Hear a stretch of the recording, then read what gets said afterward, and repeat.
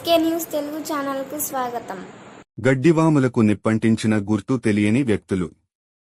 కళ్యాణదుర్గం మండలం వర్లీ గ్రామంలో రైతు నారాయణ నాయక్ చెందిన గడ్డివాములకు గుర్తు తెలియని వ్యక్తులు నిప్పంటించడంతో పూర్తిగా కాలిపోయాయి. అగ్నిమాపక సిబ్బంది ఆర్పేందుకు శ్రమించినా ఫలితం లేకపోయింది. సుమారు రూ.70,000 విలువ చేసే పశుగ్రాసం కాలిపోయిందని, పశువులను ఎలా పోషించుకోవాలని బాధితుడు ఆవేదన వ్యక్తం చేశారు. దీనిపై గ్రామీణ పోలీసులకు ఫిర్యాదు చేశారు.